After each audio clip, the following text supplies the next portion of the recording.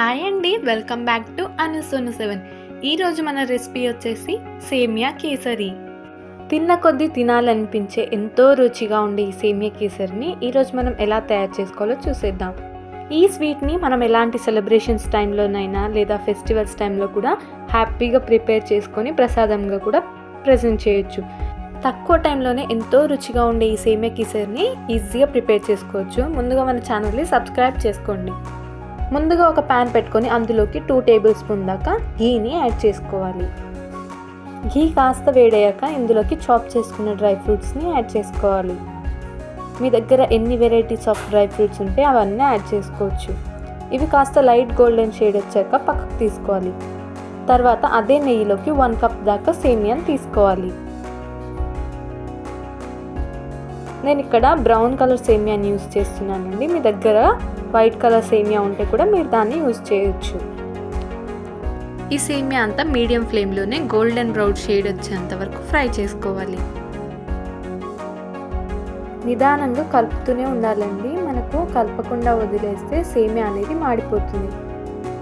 చూడండి, ఇప్పుడు మనకు చక్కగా బ్రౌన్ కలర్ చేంజ్ వచ్చేసింది కదా.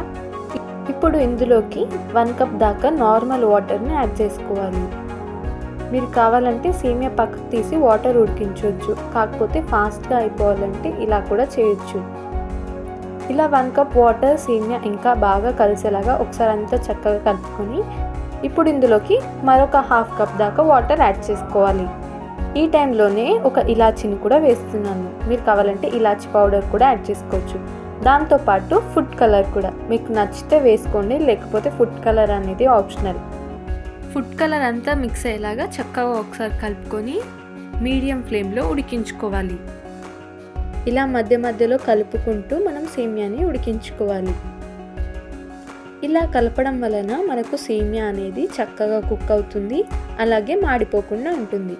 చూడండి, మరీ ఓవర్గా కూడా కుక్ అవ్వద్దు. ఇలా ఒక సేమియా పట్టుకొని చూస్తే ఉడికిందా లేదా అనేది మనకు తెలిసిపోతుంది. ఇప్పుడు 1 కప్ సేమియాకి 1/2 కప్ షుగర్ యాడ్ చేస్తున్నాను నేను.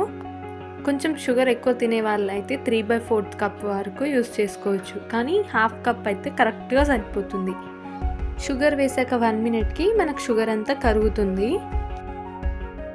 షుగర్ అంతా కరిగాక మనకు కొంచెం లూజ్ కన్సిస్టెన్సీ వస్తుంది. ఇదంతా మళ్ళీ సేమియా అనేది మనకు థిక్ కన్సిస్టెన్సీ వచ్చేంత వరకు కుక్ చేసుకోవాలి. ఎలా అంటే చూడండి, వీడియోలో చూపిస్తున్నట్టు ఇలా ప్యాన్ నుండి సేమియా సపరేట్ అవ్వాలి.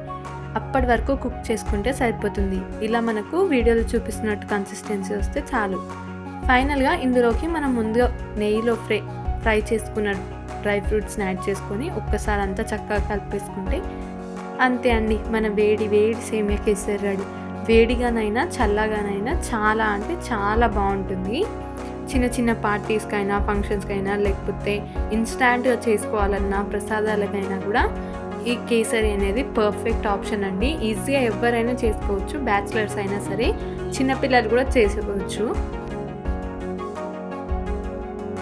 ఈ సేమియా కేసరి వేడిగా ఉన్నప్పుడు ఎంత టేస్ట్గా ఉంటుందో చల్లగా అయినాక కూడా ఆ టేస్ట్కి డబల్ టేస్ట్ వస్తుందండి. వీడియో నచ్చితే లైక్ చేయండి, మీ ఫ్రెండ్స్ అండ్ రిలేటివ్స్కి షేర్ చేసి సబ్స్క్రైబ్ చేసుకోండి.